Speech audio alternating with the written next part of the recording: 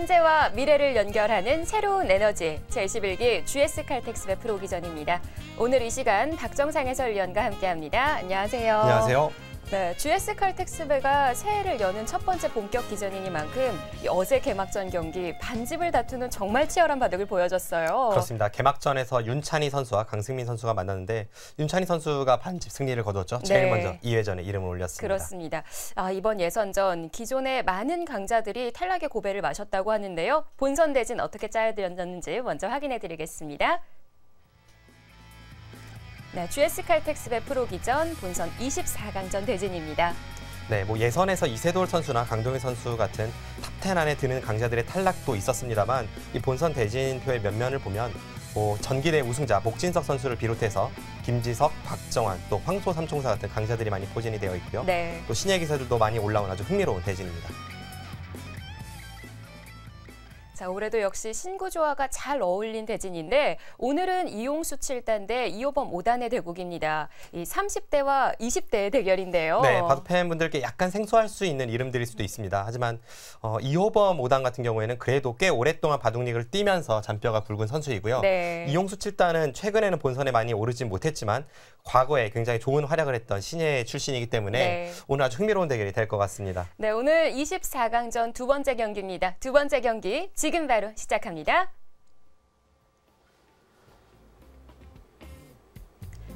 제21기 GS칼텍스배 프로기전. 대국을 시작하겠습니다. 이용수 7단 대 이호범 5단의 본선 24강전입니다.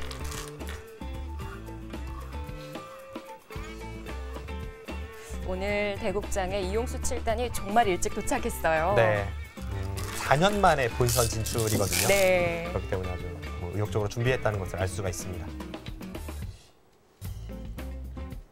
돌가리 결과 이호범 5단의 흑번으로 대국 시작되겠고요. GS칼텍스배는 각자 10분에 40초 3회가 주어집니다.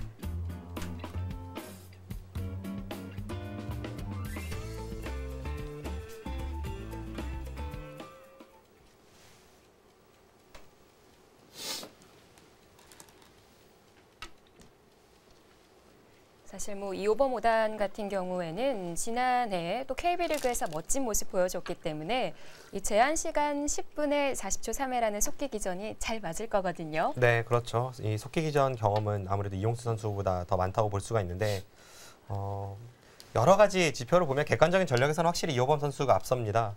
최근의 활약도 그렇고 랭킹도 이호범 선수는 41위인데 이용수 선수는 123위거든요. 상당한 차이가 있죠. 하지만 저는 이용수 선수가 4년 만에 본선 진출이라는 점, 그렇기 때문에 굉장히 많은 준비를 했을 거라는 점과 또 예선에서 홍성지 선수를 격파했을 정도로 최근 컨디션이 좋다는 점을 들고 싶네요. 이 두 기사가 5년 전에 역시 본 대회인 GS칼텍스배 예선전에서 만난 바가 있거든요. 네, 그 당시에도 이용수 선수가 승리를 거두었죠. 그러니까 두 선수의 대결은 딱히 랭킹으로만 이렇게 말씀드리긴 좀 어려울 것 같습니다. 네. 그리고 또 하나 흥미로운 부분이 있다면 이용수 선수가 몇 년 전부터 후진 양성에 힘쓰고 있는데 이호범 선수가 바로 그 바둑도장 출신입니다. 네. 이제 그런 점도 약간의 이 미묘한 심리를 자극하는 변수가 될지도 모르겠어요. 그리고 이용수, 이호범 프로기사 선후배이기도 하지만 명지대학교 바둑학과 또 선후배 사이이기도 하거든요. 네, 그렇습니다. 이 두 선수 굉장히 가깝게 느껴지는 그런 여러 가지가 있기 때문에 승부의 변수는 상당히 많습니다. 자, 오늘 이호범 선수가 흑을 두고 향소목을 들고 나왔습니다. 사실 100의 두 번째 수 때문에 흑의 작전이 좀 달라질 수도 있었거든요. 네, 그렇죠. 향소목이라는 것은 이 100의 두 번째 수를 우하기가 아니라 좌상기에 둔다면 그걸로 이미 향소목을 사용할 수 없습니다. 그렇죠. 그런데 이쪽을 두었기 때문에 향소목이 가능해졌고 두 기사가 몇 수 진행되진 않았지만 이호범 선수는 향소목이 흑이 충분히 둘만한 포석이라고 평소에 생각을 했던 거고 이용수 선수는 그렇지 않다고 생각을 했기 때문에 지금 이런 포석이 나온 겁니다. 네, 눈에 보이지 않는 신경전이 처음부터 치열합니다. 그런데 예전에는 흙을 들고 향소목을 사용하기에는 좀 소극적인 작전이다. 이런 얘기도 좀 들었거든요. 그 포석 이론이 그때그때 좀 변하는 느낌인데 제가 2006년에 중국 리그를 뛰었을 때 이런 일화가 있습니다. 그때 당시에 제가 그 중국의 현재는 국가대표팀 감독을 맡고 있는 왕레이 선수와 대국을 했었는데요. 예. 그때 제가 100번이었고 상대에게 향소목을 허용을 했습니다. 그런데 그 대국이 끝나고 나서 저와 같은 팀이던 중국 리그의 선수들과 함께 연구를 하는데 왜 향소목을 허용했냐 하면서 중국에서는 향소목을 허용하는 것은 포석에서 좀 뒤처진다라는 그런 연구가 있었다고 합니다. 네. 그러니까 그건 그때그때 좀 포석 이론이 변하는 것 같고 최근에는 꼭 향소목이라고 해서 흑백 어느 쪽이 좋다라고 그렇게 설명되진 않습니다. 또 덤 한 집 차이에 포석도 많이 달라지니까요. 좌상의 변화에 있어서는 이용수 7단이 가볍게 정리를 했네요. 네. 이용수 7단의 마지막 수가 이 좌변의 3선으로 벌리는 수였죠. 이 수는 물론 충분히 둘 수 있는 수이지만 최근에는 이 호구 치는 수가 더 많이 쓰이긴 했습니다. 만약 백이 호구를 쳤다면 흑은 이쪽을 걸치거나 아니면 이쪽으로 갈라치는 그런 포석이 됩니다. 실전은 이 호구를 생략한 채 한 발 먼저 좌변으로 향했기 때문에 약간 백이 발빠른 포석이라고 볼 수도 있고요. 대신에 이 호구 쳤을 때 다음 날일자 같은 이 중앙으로 향하는 좋은 자세는 단번에 나오진 않습니다. 네. 일장일단이 있죠. 그럼 흑의 입장에서는 백이 좀 얇게 지켜놨으니까요. 응징을 하고 싶을 때는 어떤 식으로 둬야 할까요? 침입을 한다면 이쪽을 들어가는 수법은 있습니다. 여기를 침입하게 되면 백이 한 칸을 띄고 붙여서 이런 진행이 예상이 됩니다. 이것도 뭐 서로 간에 충분히 싸울 수 있는 진행이고요. 흑이 당장 싸움을 하지 않고 좀 뭐랄까요, 좀 더 유장한 포석으로 두어간다면 이쪽을 걸쳐서 쉽게 처리하는 것도 일리가 있습니다. 네, 넓게 보는 거군요. 이렇게 진행이 된다면 이제는 침입이 조금 불편해지긴 했습니다. 아무래도 이쪽의 백돌이 단단하기 때문이죠. 아, 네. 대신에 흑은 이 좌측으로의 침입이 아니라 이쪽에서부터 이제 중앙에서 눌러가는 그러므로 해서 상변을 키우는 작전을 다음에 엿보게 됩니다.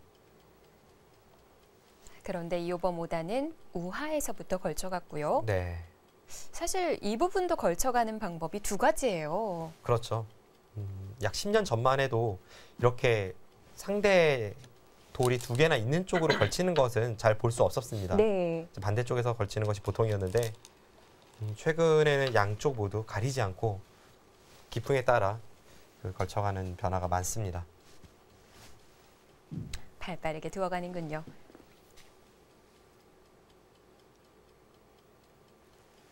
네, 지금 이런 것 같아요. 여기를 받아주면 아까처럼 낮게 하변 쪽에 정리를 하는 것이 아니라 이수가 지금 양쪽을 모두 정돈하는 호점입니다.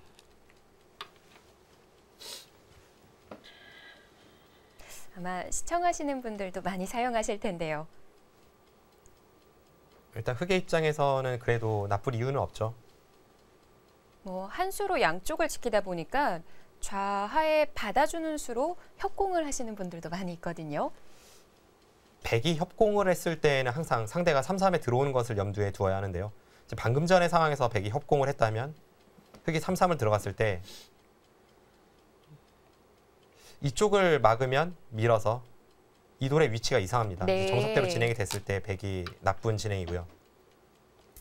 반대쪽을 막아서 좌측을 세력을 쌓는 진행이 될 텐데 그 진행도 이 백돌이 4선에 있다면 가능하지만 지금은 3선이기 때문에 약간 언밸런스한 느낌을 줍니다. 아, 그렇군요. 이 수는 실리적인 수인데 이 정석 선택은 세력적인 선택이니까요. 네. 그래서 지금은 실전처럼 이렇게 받아주는 것이 무난합니다.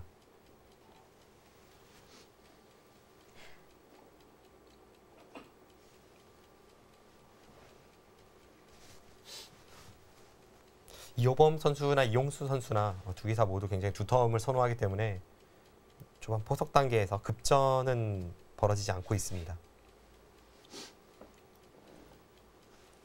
그리고 원래 이호범 5단이 안경을 꼈었거든요. 네. 라식을 해서 안경을 벗은 것 같은데 이미지가 많이 달라 보이네요. 네, 그렇습니다. 좀 더 날카로워졌다고 해야 할까요? 평소에 이렇게 이야기를 해보면 이호범 선수는 아주 순한 느낌을 주는 선수입니다. 잘 웃기도 하고요. 네. 바둑 둘 때만큼은 역시 달라지는 기사 중 한 명인데 안경 속에 카리스마가 좀 숨겨져 있었던 것 같아요. 네. 확실히 달라 보이네요. 방금 전에 이용수 선수가 이제 좌상기 쪽에 호구를 쳤는데 그 수로 우변을 분명 향할 수도 있었습니다. 최근에 유행하는 뭐 이쪽 붙이는 수라든지 아니면 그냥 벌리는 수 여러 가지가 있었지만 이용수 선수도 역시 두터움을 선호하는 선수답게 단단하게 모양을 지켰고요. 이제 흑은 이쪽 어딘가를 갈 확률이 높습니다.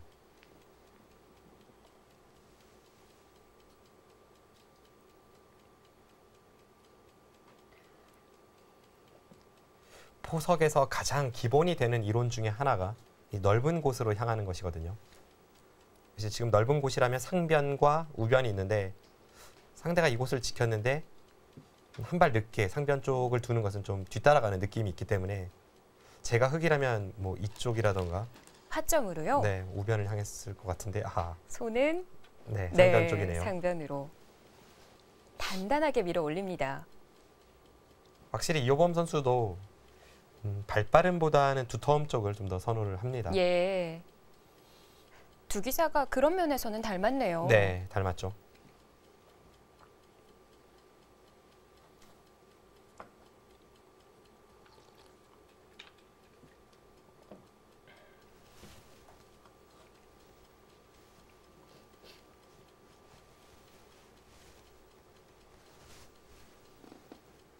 GS 칼텍스배 프로기전 본선 24강전 두 번째 경기에서 만났습니다.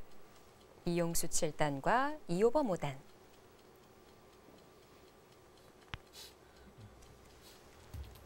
두 기사 나이는 거의 10살 차이가 납니다. 이용수 선수가 9살 위고요. 랭킹 차이는 좀 나죠. 네, 랭킹 차이는 조금 나지만 상대의 전적에서는 2010년에 한 차례 만나서 이용수 선수가 승리를 거둔 바 있습니다. 네, 뭐 GS 칼텍스배 프로기전 예선전을 뚫고 올라온 만큼 최근 10경기 성적이 좋습니다. 네, 그렇죠. 이호범 선수는 최근에 변상일 선수를 꺾으면서 GS 칼텍스배 본선에 올랐고요. 이용수 선수는 예선에서 강자죠. 홍성지 선수를 꺾었습니다. 그 두 선수 모두 최근의 컨디션이 굉장히 좋아 보입니다.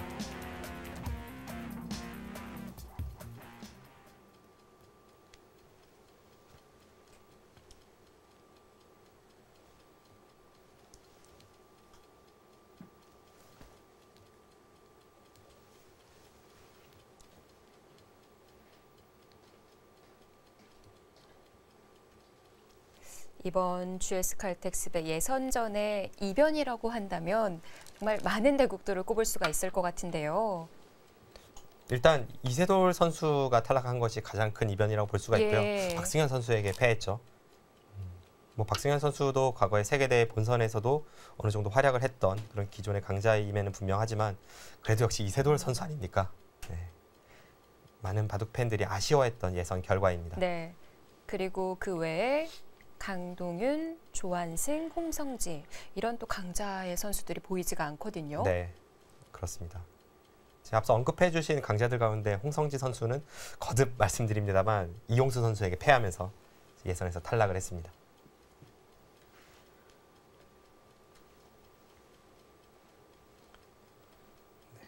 이호범 선수가 상변 쪽을 향했기 때문에 백도 당연히 우변을 벌렸고요. 이제 우변을 벌리는 방향에 있어서는 여러 가지가 있습니다. 네. 지금 이 수는 오히려 흑에 이 두 칸 다가서는 수가 제격이기 때문에 한 발 더 간다거나 혹은 이쪽을 붙인다거나 다른 식의 변화를 꾀할 수도 있는 장면이었습니다만 이용수 선수는 뭐 크게 무리하지 않고 좀 자연스럽게 행마를 하는 것을 좋아하기 때문에 네.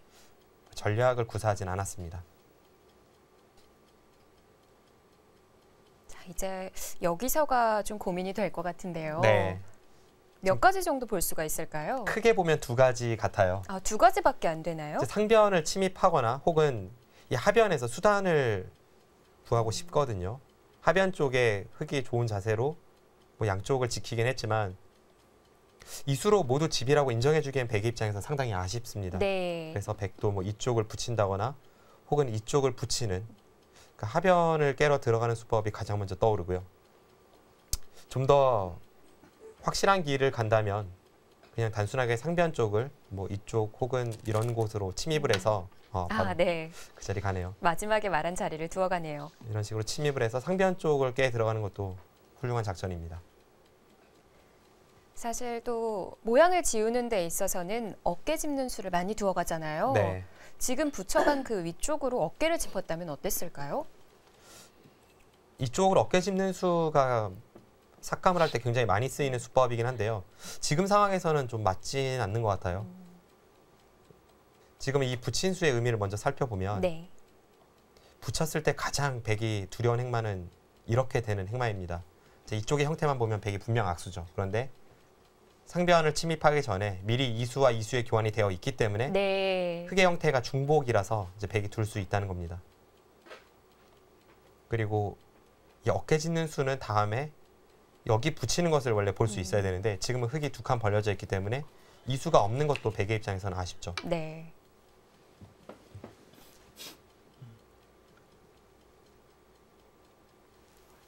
네, 이렇게 된다면 백은 하나 젖혀두고 이제 두 칸을 벌리는 정도의 진행 예상이 됩니다.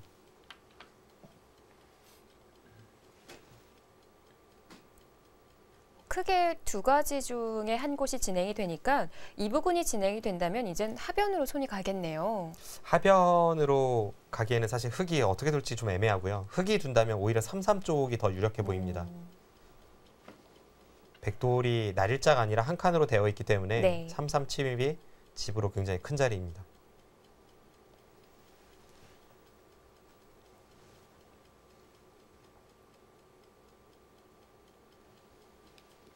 네, 여기까지 진행을 시키고 나서 생각이 길어지네요. 네. 여기서는 두 칸이 보통인데요. 백이 이곳에 두 칸을 띄어서 하나 젖혀둔 수가 의미가 있죠. 상대가 이곳을 두었을 때 이 교환이 없다면 이 단수치는 활용을 할 수가 없지만 지금은 흑이 똘똘 뭉치는 결과이기 때문에 백도 불만이 없습니다.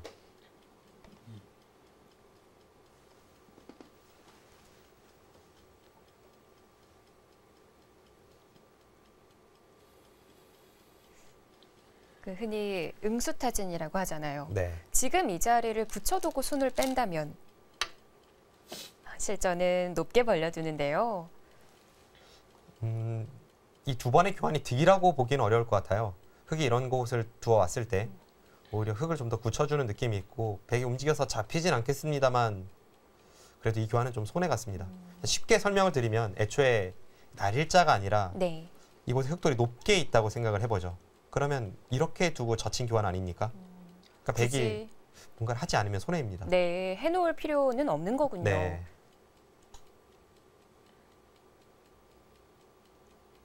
지금 높게 간 수의 의미는 상대가 아무래도 강한 형태이기 때문에 안쪽에서 살기보다는 어차피 이곳에서 백이 집을 낼 수 있는 그런 형태는 아니니까 최대한 빨리 바깥쪽으로 탈출을 하겠다는 뜻입니다. 공격당하는 걸 걱정을 하고 있군요.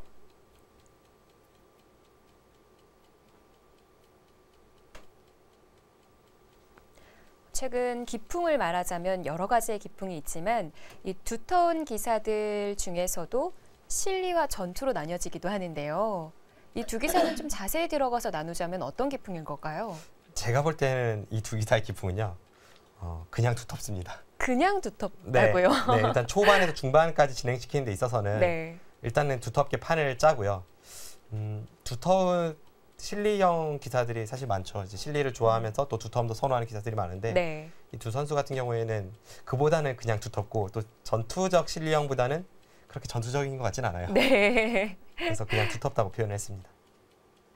중간에 속하는 기사들인데 순간순간에 좀 달라질까요? 아무래도 돌의 형태나 흐름에 따라서 좀 변화를 달리 하겠죠. 뭐 그냥 두터운 기풍이라고 해서 항상 두텁게만 두는 것은 오히려 중복일 확률이 높기 때문에 네. 두 기사의 기풍이 그런 것은 아니고요. 얘기를 듣다 보니까 더 닮았다라는 생각이 드네요. 네, 저도 이용수 선수의 바둑은 상당히 오랜 기간 보지 못했기 때문에 그 사이에 어떤 변화가 있었는지까지는 제가 캐치하지 못했습니다. 그런데 저도 이제 나이 차이가 1살 차이이기 때문에 과거에 영생 시절부터 이용수 선수를 봤고요. 네. 그때부터 쭉 보면서 느꼈던 것은 굉장히 좀 두텁게 두면서 정통파라는 느낌이 있었습니다.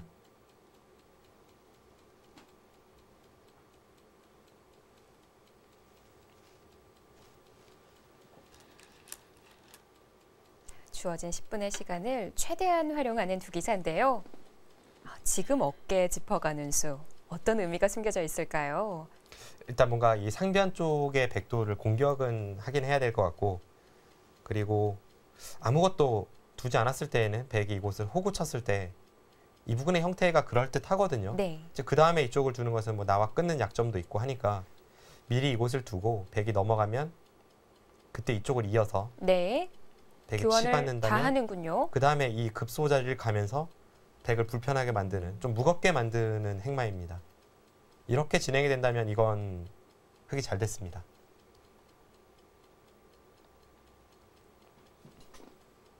그렇다면 백도 그냥 넘어갈 수는 없다는 얘긴데요. 이쪽을 넘어가는 것은 여기를 이었을 때 다음 행마가 잘 떠오르진 않아요. 가만히 차렷은 어떤가요? 이것도 여길 다가서면 다음에 치중도 있고 백의 자세가 별로 좋진 않습니다.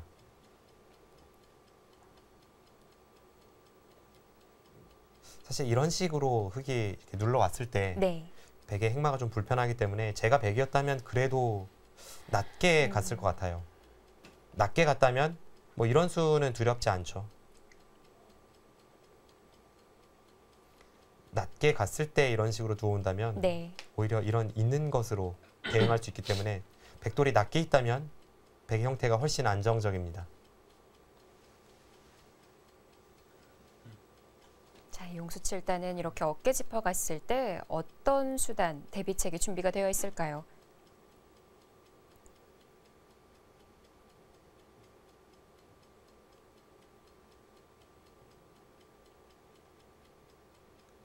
저의 감각으로는 두 가지가 떠오르는데요. 제가 만약 백이라면 그냥 쉽게 중앙 쪽으로 한 칸을 띄어서 다음에 이런 자리를 통해 중앙 쪽의 형태를 쌓아가는 것을 엿본다던가 혹은 이 장면에서 손을 뺄지도 모르겠습니다.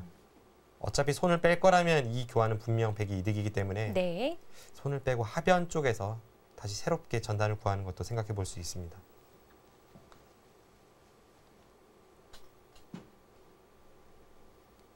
그런데 여기서 하변으로 향하는 것은 좀 발빠름을 선호하는 그런 기사들이 많이 두는 수법이라서요. 이용수 선수의 깊음감이 약간 맞지 않을 수 있습니다. 둘, 셋, 넷, 다섯, 여섯, 일곱, 여덟. 오히려 벌리는 수. 네. 상변으로 향했네요.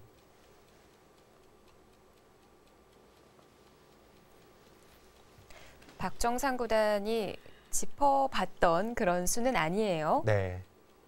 일단 이 수가 아까 이 두 칸으로 낮게 있을 때 낮게 두고 한 점을 끊어 잡으면 여기를 둘 수 있다고 제가 설명을 드렸는데 그 형태에 비해서 이 안쪽에 백의 안형이 좀 확실한 느낌은 아니거든요. 이제 그런 면에서 이 수가 떠오르진 않았지만 그래도 충분히 둘 수 있는 수법입니다. 일단 이 상변 쪽에 있는 백돌의 안정을 꾀하면서 추후에 만약 백이 두터워졌을 때에는 오히려 이쪽을 들어가서 이 흑돌을 공격하는 역습을 기댈 수 있는 안형의 요소죠.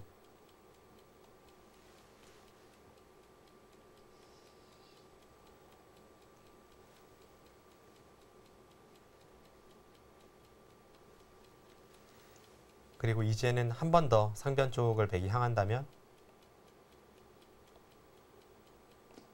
아까 흑이 이쪽을 둔다고 했는데 뭐 지금도 급소는 급소입니다만 그래도 어쨌든 백이 먼저 돌이 있고 나서 싸우는 거니까 훨씬 더 수월하게 국면을 이끌어갈 수 있습니다. 지금 좀 장고를 하는 동안 대국장을 봤는데요. 오늘 날씨가 굉장히 추운데 이용수 7단의 손에 부채가 들려져 있네요. 기사들의 습관이기도 하고요. 일단 대국에 몰입을 하다 보면 좀 뭐랄까요, 열기가 얼굴 쪽으로 향하는 그런 순간이 많이 있죠. 그때를 대비한 그런 애장품 같습니다. 부채를 들고 바둑에 임하는 기사들이 꽤 있죠. 네, 뭐 중국 같은 경우에는 구리 구단이 대표적이고요. 한국은 박용훈 구단이 부채를 굉장히 애용합니다.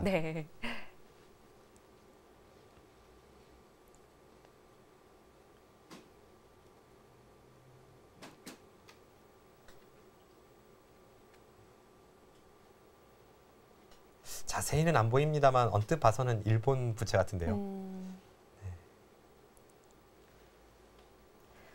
기사들 중에 부채 말고 다른 것을 손에 쥐고 대국에 임하는 기사들이 있다면 30초. 어떤 하나, 거를 들고 바둑을 두나요? 조은현 구단이 대표적으로 뭐 호두알이라던가 이런 손 지압기를 많이 사용을 하고요. 네. 그 외에 그렇게까지 뭔가를 쥐고 대국하는 기사가 많지는 않습니다. 네. 예전에 루이나이웨이 구단인가요? 호랑이 연고를 즐겨서 사용을 했던 것이 기억이 나는데요. 네. 아, 이번 5단에 지금 착점된 수 아주 재밌을 것 같은데요. 30초. 일단 하나, 저수가 둘, 되는 수인지 모르겠습니다. 셋, 일단 흙이 잡힐 네. 것 같기도 한데요. 5, 6, 어떤 것을 내포하고 있는지는 잠시 후에 지켜봐야 될 것 같습니다. 제11기 GS 칼텍스 배 프로기전 본선 24강전입니다.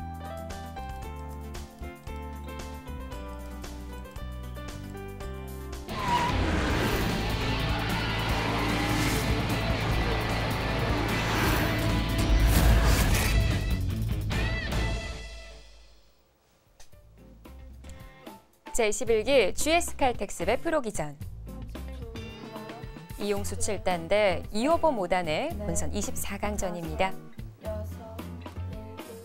8. 어느 정도 초반을 전개시킨 이후에 두 기사 모두 초읽기에 돌입을 했는데요. 지금 이 순간 이용수 7단이 바로 초읽기를 사용하네요. 네, 지금 내수가 진행이 되었는데요. 네.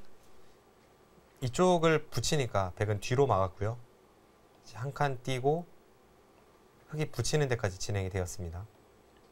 사실 이쪽을 붙였을 때 백이 반발을 한다면 흙이 여기는 무조건 끊어야 되고요. 네.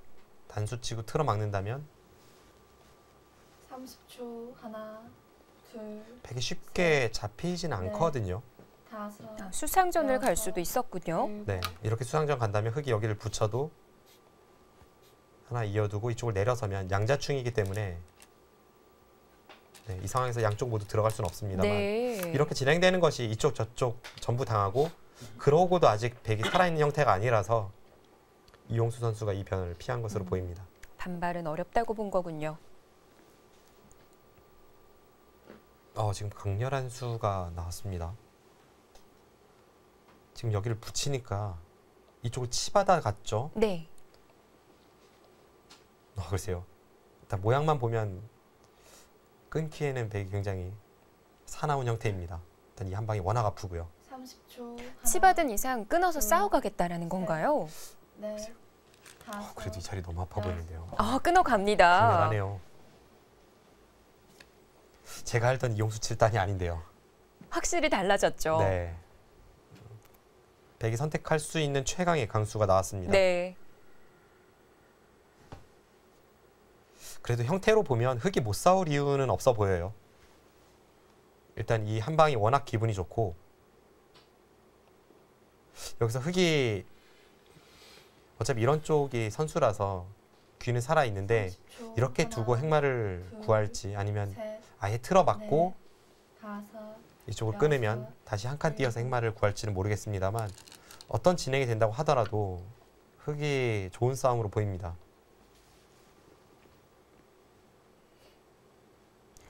이용수 7단이 끊어간 게 강수기는 하지만 무리가 될 수도 있겠네요. 네. 일단 중앙을 맞은 자체로도 너무 아프고요.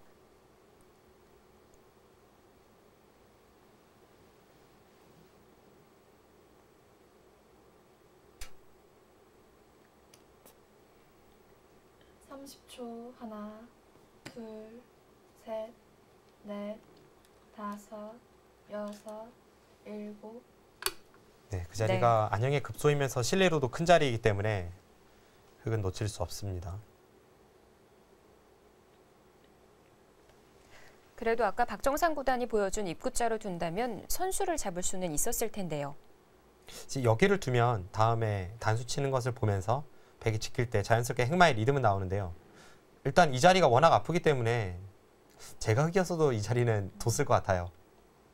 그리고 이곳을 선수 활용했을 때에는 30초. 불가능한 하나, 이 중앙 쪽에서의 활용이 지금은 가능하거든요. 네. 그래서 이쪽 끊는 수가 그렇게까지 강렬하지 않다면 7, 여기는 놓치고 싶지 않은 자리입니다. 9, 10, 백 마지막 한 번 남았습니다. 자, 다시 한번 초읽기를 사용합니다. 이용수 출단 이제는 마지막이고요. 네. 지금은 백의 입장에서는 되든 안 되든 중앙을 끊어야 될 것 같아요. 이렇게까지 모양 사납게 두면서 이 두 점 머리를 허용을 했고 실리로 득본 것이 전혀 없는 상황에서 만약 그냥 무난하게 이쪽을 지키고 흑이 이쪽을 받는 이런 식의 진행이라면 네. 백이 끊어서 얻은 것이 하나도 없습니다. 게다가 이쪽에 맛만 나쁘고요. 지금은 좋은 싸움이 아니라고 하더라도 여기를 끊지 않으면 하나, 둘, 글쎄요, 그건 승부의 흐름에서 좀 넷, 뒤처지는 결과입니다. 다섯, 여섯, 일곱, 일단 기세로라도 끊어가고 네, 싶었는데요. 지금 이 진행이라면 애초에 치받아 간 것이 백의 작전이 좀 이상하죠. 만약 이렇게 정리를 하는 실전이 나오게 된다면은 치받는 수로는 어떻게 두는 게 좋았을까요? 일단 애초에 여기 한 칸을 안 띄었어야 될 것 같고요. 그리고 이쪽에서 행마부터 해서 약간 백이 좀 이미 좀 꼬인 느낌은 있습니다. 네. 30초. 하나, 둘, 셋, 넷, 다섯, 상변의 자세가 잘 안 나오다 여섯, 보니까 이런 결과를 초래하게 됐군요. 네. 아무튼 여기까지의 진행은 이호범 선수의 페이스입니다.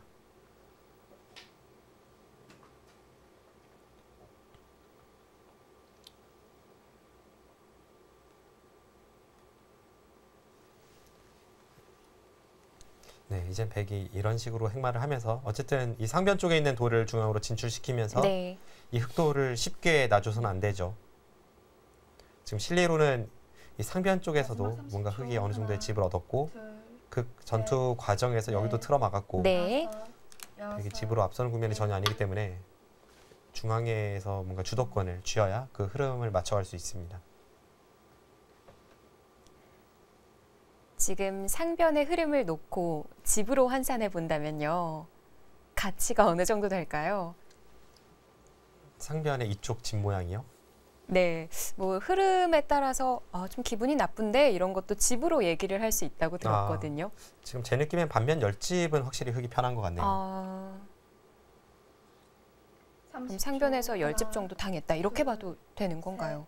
반면 열집이면 한 3집 정도 당한 아, 거죠. 그렇군요. 일곱, 여덟, 아홉, 그런데 이호범 선수가 지금 고삐를 늦추지 않고 계속 강수로 일관합니다.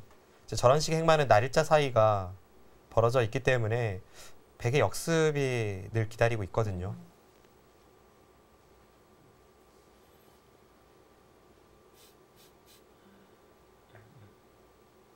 역습이 기다리고 있다고 하니까 당장 끊어가는 수부터 떠오르는데요. 네, 일단 이곳 바로 눈에 확 들어옵니다. 네. 마지막 30초. 하나, 둘, 셋, 넷, 다섯, 여섯, 일곱.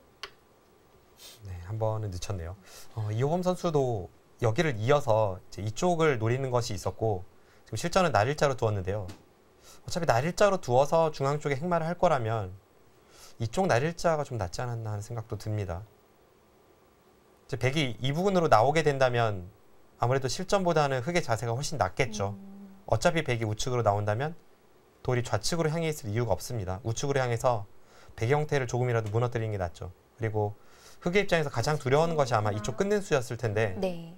셋, 넷, 여기를 끊으면 이쪽 붙이는 수로 대응을 하면 다섯, 일곱, 이 수가 딱 충머리로 제격이기 때문에 흑이 충분히 둘 수 있어 보였습니다. 네.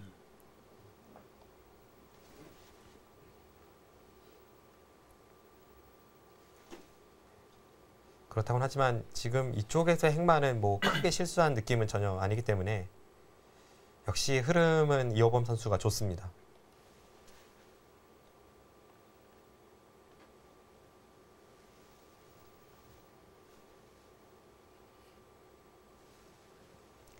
지금 뭐 좌상 부근도 좀 자충의 형태라 좌변 부근을 받아둬야 될 것 같거든요. 네, 그렇죠. 여섯, 여기서 이 부분을 경시했다가는 흑에게 이곳이나 혹은 이런 침입을 당해서 단번에 수가 납니다. 지키는 방법으로는 한 칸 정도밖에 없는 거군요. 네, 지금은 저수밖에 보이지 않습니다.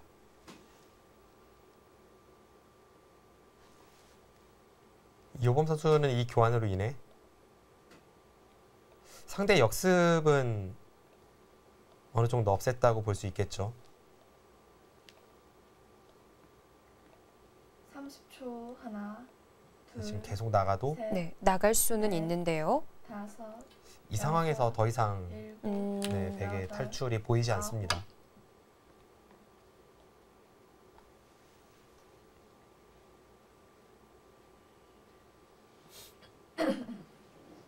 네, 여기까지만 진행을 해두고 이제 하변 쪽으로 손을 돌리네요. 애초에는 그렇게까지 좋은 자리는 아니었습니다만 백돌이 자꾸 중앙으로 향하다 보니까 이 자리가 굉장히 좋은 자리로 변했습니다. 백의 형태를 깨 마지막 들어가면서 30초. 하나, 하변에 아까와 같은 뒷맛을 없애는 거죠. 네. 넷, 다섯, 여섯, 일곱. 네, 이용수 선수 확실히 좀 침착하게 따라잡는다고 해야 할까요? 크게 서두르지 않는 모습이고 보통 이 기사들이 분리할 때 따라잡는 두 가지 유형이 있잖아요. 그런데 이용수 선수는 좀 차분하게 따라잡는 쪽을 선택을 계속하고 있습니다. 바로 승부를 보러 가는 스타일이 있다면 이렇게 기다리다 보면 기회가 온다고 생각하는 기사들도 있고요. 네, 30초. 저 같은 성질 급한 하나, 사람들은 빨리 만회하려고 하다가 더 망하곤 하는데요. 넷, 다섯, 여섯, 일곱, 여덟, 아홉.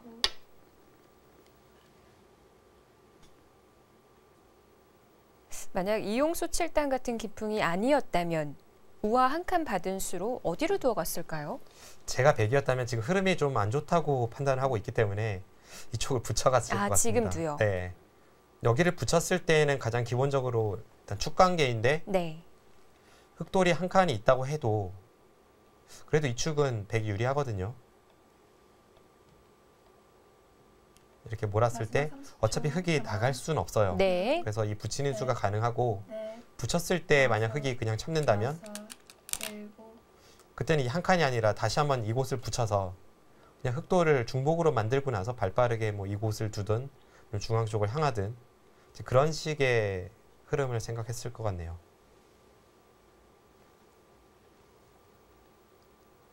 하지만 방금 전에 보여드렸던 그 변화는 기풍 문제이지 이 수가 완착으로 생각되진 않습니다.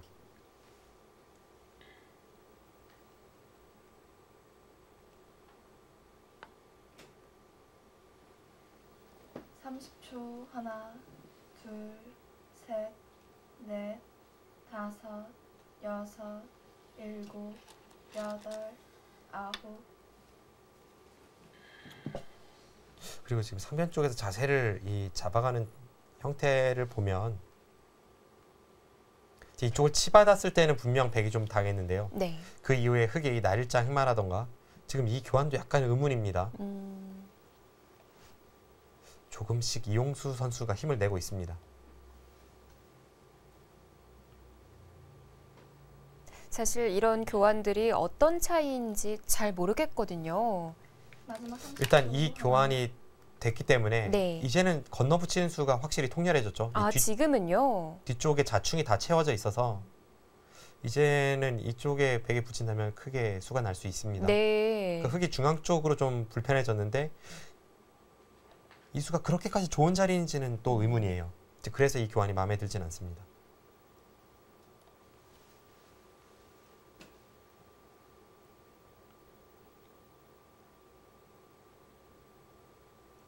이제는 이호범 선수도 하나, 이 좌중앙 쪽 형태에 좀 신경을 써야 될 것 같습니다.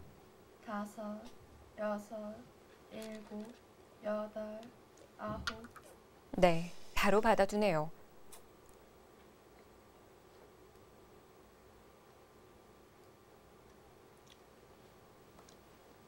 이제는 날일자로 건너붙이는 수가 안 되는 거죠. 약간 뒷맛이 나쁘긴 한데요. 당장 붙이는 것은 여기서 이 한 점을 살릴 수 있는지는 의문입니다. 단지 나중에 백이 이곳을 붙이고 나서 다시 마늘모로 두어서 이 한 점을 희생타로 하고 하나, 이제 재차 전체를 공격하는 그러니까 주변이 두터울 때는 이런 식의 수법도 다섯, 생각해 볼 수 있고요. 네. 일곱. 활용으로 공격을 가는 방법이 네, 있군요. 지금도 붙이네요. 이 붙이는 교환 자체는 손해가 없다고 보는 겁니다. 이 교환이 되는 순간 흑이 이 마늘모가 이제는 백돌 때문에 후수가 되고 네. 그러므로 해서 이쪽의 베개 형태도 어느 정도 정돈이 되는 그런 느낌이 있습니다.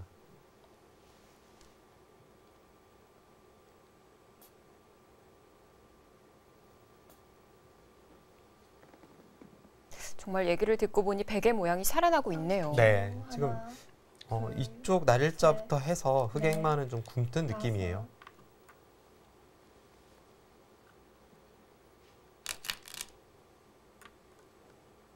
이제 바둑에서 두텁다는 것은 뭐 좋은 의미로 많이 쓰입니다만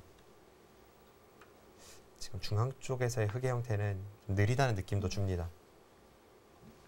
정말 그 두터움이 안 좋게 해석을 한다면 발이 느리고 또 중복이 될 수도 있거든요. 네.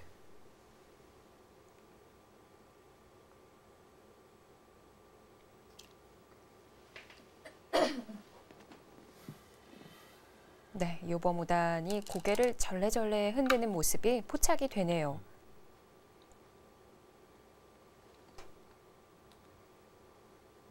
애초에 이호범 선수가 약간 앞섰던 흐름이 조금은 따라잡혔죠. 그래도 뭐 흑이 나빠 보이진 않습니다.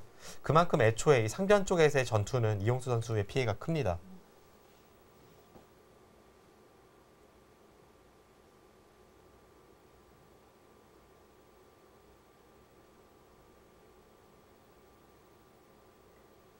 초 하나, 둘, 셋, 넷. 지금 중앙 쪽 네. 형태가 참 애매한데요. 이번에도 입구자. 네. 뭔가 지키긴 지켜야 되는데 좀 더 능동적으로 상대의 돌에 기대면서 지키기 위해 이수가 나왔고요. 이수가 있기 때문에 다음에 누르는 것을 보고 백이 받는다면 이런 교환을 통해서 백이 이 한 점을 활용하기에는 흑의 형태가 점점 좀 두터워지는 느낌은 있습니다.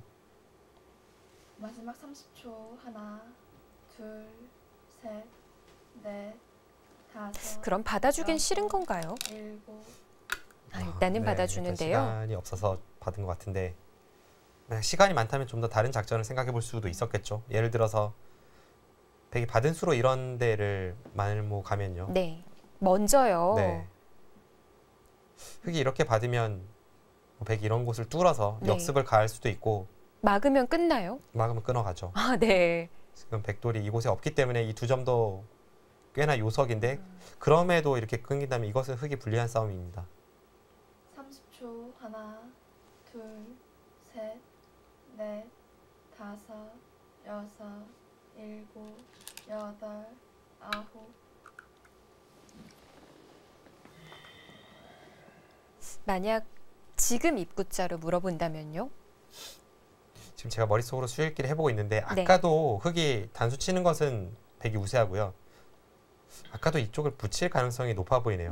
그렇다면 지금은 이 수가 더욱더 강렬할 가능성이 높습니다. 어딘가 젖힌다면 이제 이쪽을 젖히면 끊어서 더 이상은 백의 수법이 없고요. 네. 백도 젖힌다면 이제 반대인가요? 네, 반대로 마지막 젖힐 확률이 30초. 높은데 하나, 둘, 흑이 끝까지 추격하는 것도 생각해 볼 수 있고 이제 쉽게 처리한다면 이곳을 두고 여섯, 이 두 점을 버리는 쪽으로 갔을 때 일단 이 막는 자세는 괜찮고요. 두 점을 버렸을 때 뭐 집으로 엄청나게 백이 득을 본 것은 없어서 네. 이런 식의 처리를 했을 가능성이 높습니다.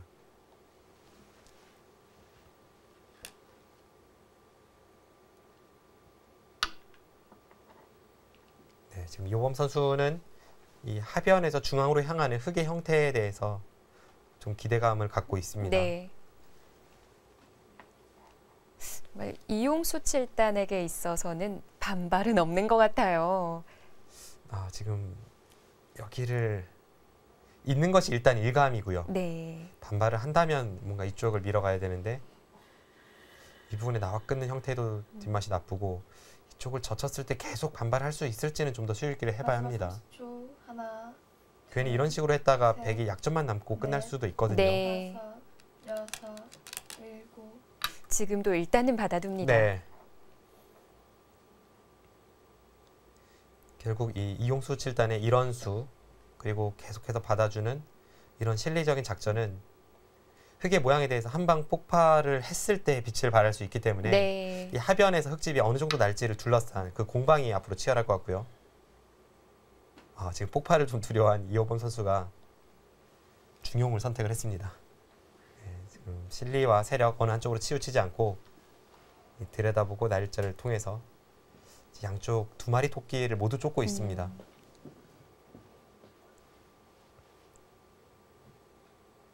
정말 그 두터움 깊은 얘기했을 때 네. 전투와 실리의 딱 중간이네요. 네, 뭐 두 선수는 어느 쪽으로 마지막 치우친 선수 그런 하나, 느낌을 둘, 주는 기사들은 아니에요. 네. 넷, 뭔가 보여줄 듯 하다가도 스톱을 외치고요. 네. 좀 중심을 잘 잡는 선수들이죠.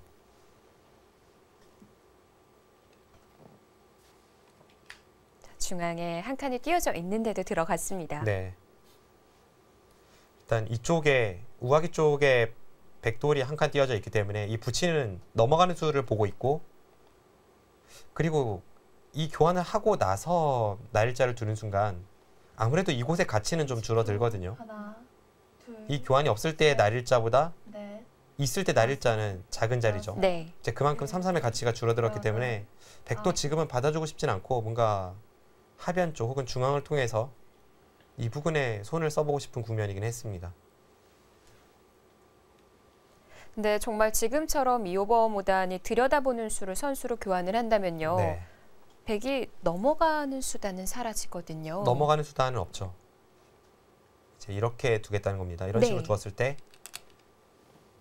계속 그 안에서 괜찮을까요? 살고자 했을 때 이쪽은 좀 불편해졌는데, 이 교환 자체는 분명 흙이 악수이기 때문에 백도 좀 더 유연한 발상 여러 가지 해볼 수가 있어요. 뭐 예를 든다면 이 장면에서 이쪽을 들어간다든지 네. 그런 작전 충분히 생각해 볼 수 있습니다.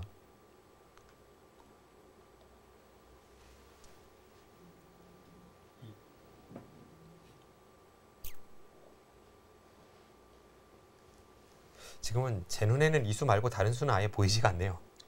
지금 여기를 둘 것 같습니다. 중앙 부근에 흙돌이 와 있기 때문에 마지막 좀 30초. 위험할 하나, 수도 있을 것 같은데요. 셋, 넷, 다섯, 여기를 둔다면 한 발 우측으로. 이 수가 좀 더 안정적인 선택이라고 볼 수는 있는데, 여기를 두었을 때도 사실 흙의 수가 잘 보이진 않았거든요. 이제 이쪽을 붙인다면 여기를 젖혀간다든지 했을 때 네. 끊으면 뭐 이쪽을 또 젖히고요. 네. 또 끊으면 이제 이쪽 단수와 이쪽 단수가 선수라면 어떤 식으로 처리해도 백이 쉽게 타개는 할 것 같습니다.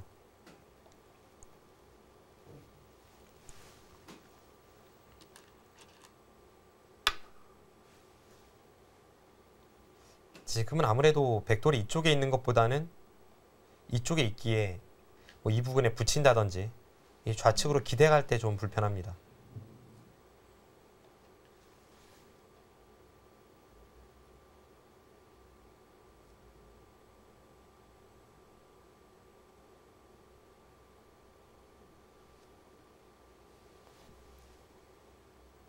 타겟의 기본이 되는 핵마의 틀이라면 일단은 이런 곳에 붙이는 것도 생각을 해볼 수가 있고요. 네. 넷, 다섯, 여섯, 일곱. 네, 역시 그 자리 가죠.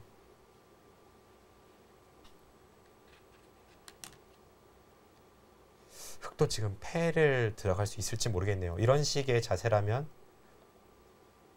패가 될 가능성이 높은데 백이 이쪽 부분에 패감이 좀 있습니다. 네, 지금은 실전의 선택이 현명하죠. 근데 지금 받아줬다고 해서 공격을 늦춘 거는 아니거든요. 아직도 미생이지 않나요? 네, 흑의 입장에서 좀 신경이 쓰이는 부분은 이 부분의 백돌이 다 이제 활용이 듣는다는 겁니다. 이곳이나 이쪽 이런 활용이 있어서 계속해서 추격하기에는 뭐 그렇게까지 강력한 공격이 들을 것 같지는 않습니다. 마지막 30초. 하나, 둘, 셋, 넷, 다섯, 여섯, 일곱. 네, 역시 그냥 실리로 들어갑니다. 이호범 선수가 애초부터 그렇게 강렬하게 공격할 생각은 없었던 것 같고요. 네. 하변의 형태 같은 경우에는 실전에 깨지긴 했지만 어차피 뒷문이 터져 있던 자리였고 그 과정에서 좌악이 쪽의 실리를 얻었기 때문에 그냥 균형을 맞추면서 끝내기 승부를 엿보고 있습니다.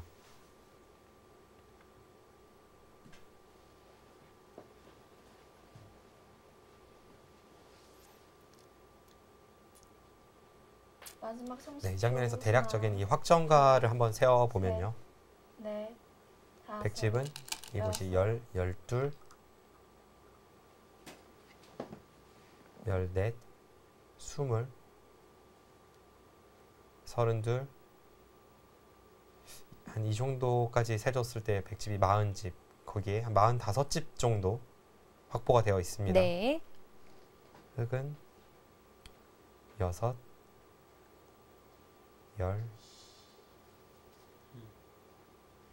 네, 지금 이쪽 부분이 약간 신경이 쓰이는데 지킨다고 보면 15집은 30초. 하나, 날 것 같고요. 둘, 합쳐서 15집. 셋, 넷, 다섯, 여섯, 일곱, 여덟.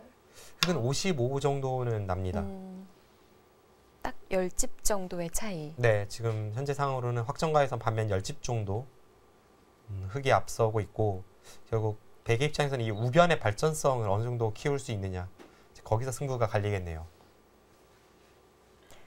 사실 아까 그 상변 진행될 때 흑이 좀 흐름이 좋다. 그 부분에서도 흑이 10집 정도, 반면 네. 10집 정도라는 얘기를 하셨거든요. 그때만큼 흑이 좋게 느껴지진 않습니다. 마지막 30초. 하나, 그래도 우변의 발전성이 남아있는 상태에서 10집이라면 다섯. 애초에 흐름보다는 이용수 선수가 좀 추격을 했다고 볼 수 있겠네요.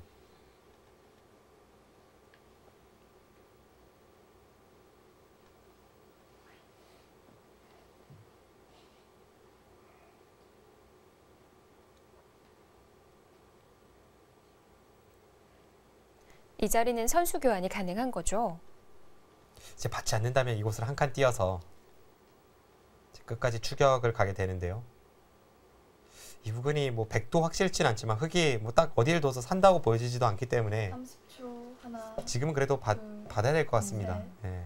넷, 다섯, 여섯. 그렇게 된다면 우변의 방향은 백이 먼저 갈 수 있겠네요. 네.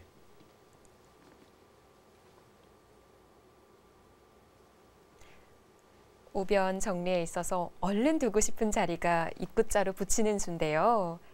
아, 이곳이요. 네. 교환을 하는 것은 어떨까요? 이런 붙이는 수가 좀 애매한 자리입니다. 이게 프로들도 항상 고민이 많이 되는 자리고, 왜냐하면 이 붙이는 수 자체는 흑이 2선으로 미끄러져 들어오는 것을 방비하면서 네. 또 선수까지 줄 수 있기 때문에 하나, 둘, 어떤 순간에는 굉장히 좋은 그런 수법이 되기도 하지만, 다섯, 보통 때는 이 교환을 통해서 흑이 오히려 이 중앙 쪽으로 머리를 내밀고 집은 늘어나고요. 네. 실전에는 두었네요. 다음에 이 침입수에 대한 방비가 있어야 합니다. 그러니까 이 침입수에 대한 방비만 있다면 지금 같은 경우에는 붙이는 수 충분히 둘 수 있습니다. 사실 저는 흑이 받는다면 우변을 한 번 더 지켜두려고 했거든요. 네. 지금은 우변을 가야죠. 우변 갈 수밖에 없는 흐름이고, 그리고 시청자분들께서 이 붙이는 수를 결행하실 때 가장 주의해야 될 점이 상대의 형태가 이미 굳어져 있어야 합니다. 네. 그러니까 지금처럼 굳어져 있는 확정가가 아니라 발전성이라면 웬만한 경우에도 이 수는 두어서는 안 됩니다. 다섯, 여섯. 지금은 아래로 뻗어두네요. 네, 아래로 내려서네요. 여기를 위로 올라섰다면 네. 백이 하나 젖혀둠을 해서 이제 이 급소 자리를 임시 방편에 두고요. 그러고 나서 이런 쪽을 키워갔을 때 이 네. 우변의 형태가 좀 신경 쓰인다는 판단입니다.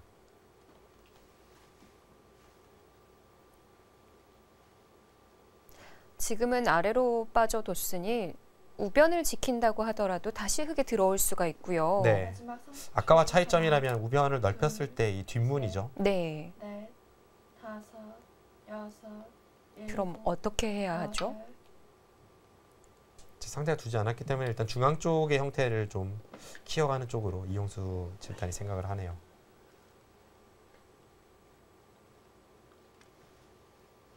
지금 저 호구 치는 자리도 좋기 때문에 그래도 제가 흑이었다면 일단 위로 느는 수부터 떠올렸을 것 같은데, 네, 이호범 선수 굉장히 실리적인 수를 선택을 하고 있습니다.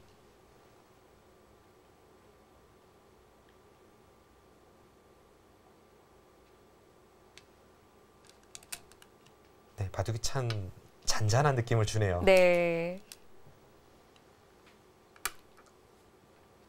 그만큼 이번 대국을 두 기사가 좀 신중하게 임하고 있다라는 느낌도 들고요. 네, 뭐 두 기사의 기풍이기도 하고요. 또 오랜만에 본선에 진입한 이용수 7단과 그리고 새해 첫 본선 대국인 이호범 선수 아니겠습니까? 네. 신중할 수밖에 없습니다.